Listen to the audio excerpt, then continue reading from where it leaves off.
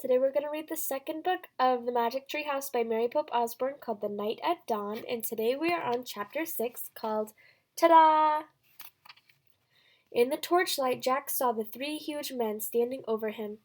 One with very squinty eyes held the torch, one with a very red face held Jack, and one with a very long mustache held on to Annie. Annie was kicking and yelling. "Stop," said the one with the very long mustache. "Who art thou?" said the one with a very red face. "Spies? Foreigners? Egyptians? Romans? Persians?" said the squinty-eye one. "No, you dummies," said Annie. "Oh, brother," Jack muttered. "Arrest them," said Red-Face. "The dungeon," said Squinty-Eyes. The guards marched Jack and Annie out of the armory. "Go," said a guard, giving him a push. Jack went. Squinty, Annie, Mustache, Jack, and Red marched down the long dark hallway. They marched down a narrow, winding staircase. Jack heard Annie shouting at the guards.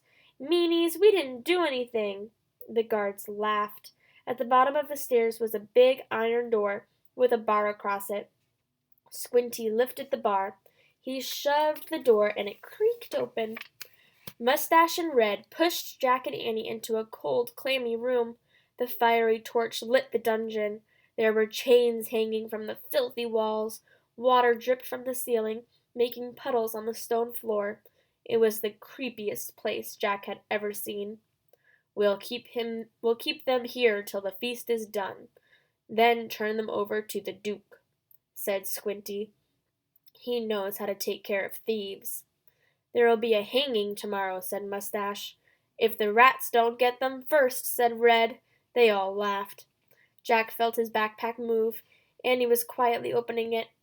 "Come on, let's chain the two of them," said Squinty. The guards started toward Jack and Annie. Annie whipped her flashlight out of Jack's pack. "Ta-da!" she yelled. The guards froze.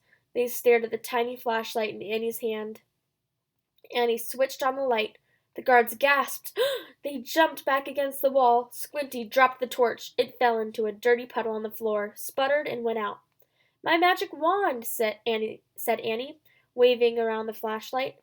"Get down, or I'll wipe you out." Jack's mouth dropped open.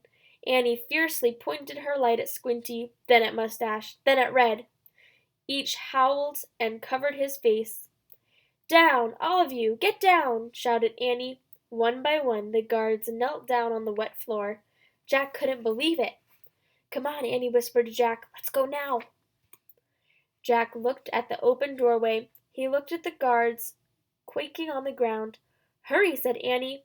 In one quick leap, Jack followed Annie out of the terrible dungeon. Here's a picture.